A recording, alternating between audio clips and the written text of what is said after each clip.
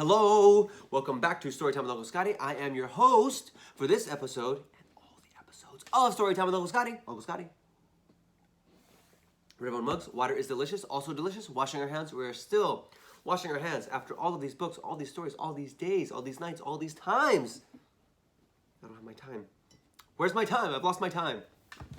Still washing our hands, still important. Now, we have been reading The Buried Bones Mystery, part of the Clubhouse Mysteries series, book 1 of 5 in the Clubhouse Mysteries series by the award-winning author, the Coretta Scott King award-winning author, Sharon M. Draper.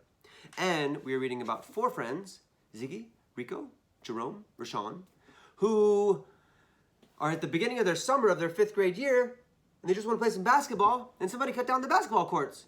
Not the courts, the basketball poles. You know what I'm saying. The net is attached to a hoop, which is attached to a backboard, which is attached to a pole. And they cut down the pole. Not very nice. And so the boys, wanting to know what happened and also needing a way to entertain themselves, decided to create a club that's going to solve mysteries called the Black Dinosaurs. And they're on the way now to find out where their clubhouse is. So let's get right to it. Chapter 3. The 4 boys ran up the street to Ziggy's house, tossing the dinosaur between them as they went. They headed for the backyard, which was almost like a real jungle. The grass was never cut. It was a place where flowers, weeds, rabbits, and 10-year-old boys could grow wild. An old rope swing still hung from a tree, even though the tree had died years ago.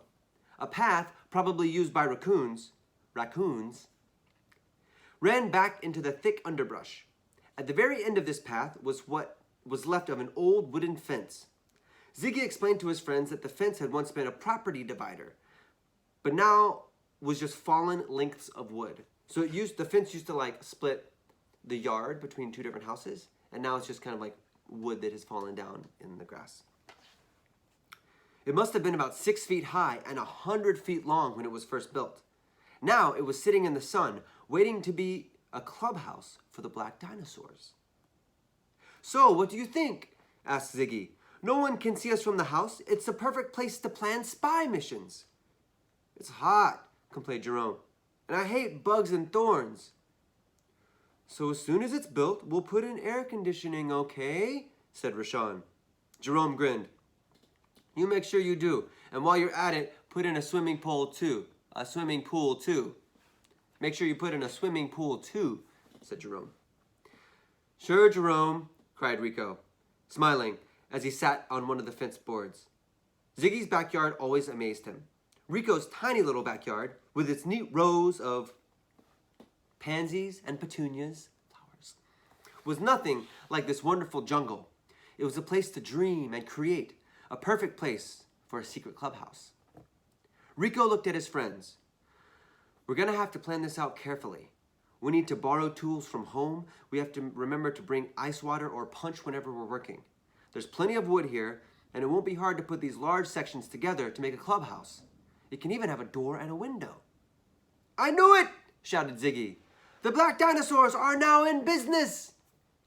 They spent the next few days cutting the weeds and bushes to make a clearing big enough for the clubhouse. Jerome's grandmother gave them rakes and garden shears, and Ziggy's mom kept a jug of Jamaican iced tea on the back steps.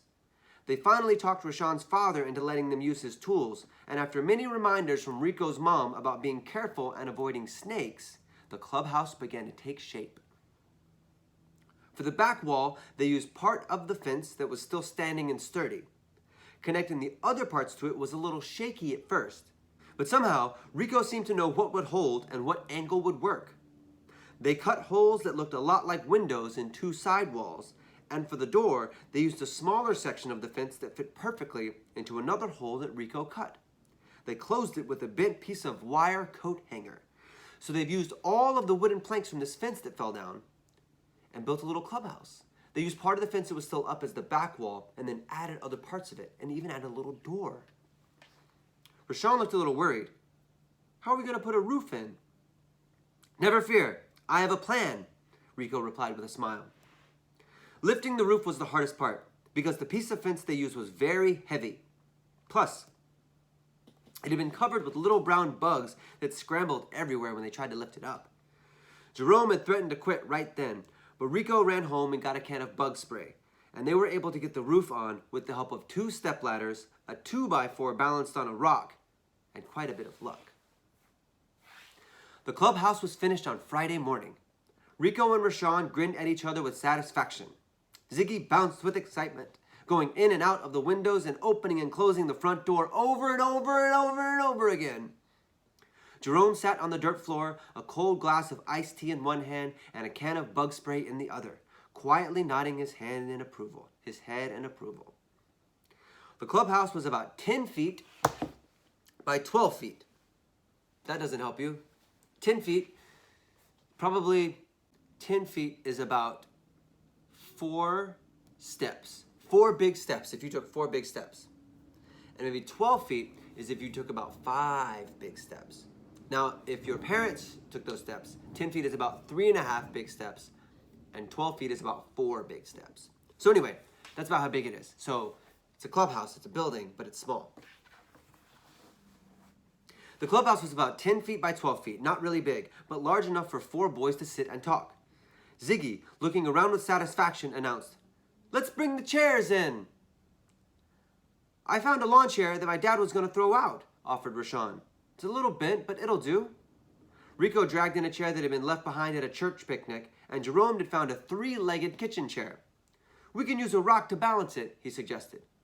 Ziggy grinned as he brought in an old bicycle with 2 flat tires. "The kickstand still works, Mon." This was their seating arrangement, so they could push everything aside and sit on the blanket that Ziggy's mom had left on the back steps. She never asked questions and never asked to see what they were doing, but she always seemed to know exactly what they needed. So they each brought their own chair to sit in the little clubhouse. So Rashawn had a chair that his dad was going to throw out, like a bent lawn chair. Rico had a chair that he found at a church picnic. Jerome found a chair with 3 legs from his kitchen, but he's going to put a rock on the other one. And Ziggy is going to use his bicycle with flat tires. And here we have the boys lifting the roof of the clubhouse on. Very heavy. Used to be covered with bugs, but not anymore. Hanging from the ceiling by a string around its neck, they couldn't figure out any other way to do it, was Rashawn's dinosaur. Jerome stared at the dinosaur. "Really mellow." "Awesome," said Rashawn. "You ought to be an architect, Rico. It turned out just like you said it would. How'd you know that?" "I don't know," Rico shrugged his shoulders. "I just feel it, and most of the time it works." "We gotta have our first meeting and make up the rules," said Ziggy. "Okay, the first meeting of the Black Dinosaurs is officially called to order. Rule 1. Everyone who comes into the clubhouse must first touch Rashawn's dinosaur for good luck." "Good idea," agreed Jerome. "But he needs a name." "His name," Rashawn proclaimed, rising from his seat in the 3-legged chair, "is Blackosaurus." "Blackosaurus it shall be," Ziggy proclaimed, with a bow to Rashawn. "Now for the secret password." "It should change every day," suggested Jerome. "No, just every week," said Rico, "because we won't meet every single day." "Okay, man," agreed Ziggy. "What's the password for this week?" "How about Tuskegee?" said Rashawn. "That's a good one," agreed Rico. "Don't forget it now. No one will be admitted into the clubhouse without the password." Now, I believe Rashawn saying Tuskegee could be the password. And Tuskegee, I believe, is a historically black college in Alabama. Very popularly known for the Tuskegee Airmen. Maybe you can learn more about that some other time. But I would say look it up because it's a fun story. It's a very important story. It's a valuable story. "Accepted," said Ziggy. He was really enjoying his role as monitor of the meeting. "Should we have officers like a president and a treasurer?" asked Jerome. "No, let's just take turns. Whoever is sitting on the bike is president for that meeting," said Rico. "Sounds good to me," said Ziggy, who was sitting on the bike.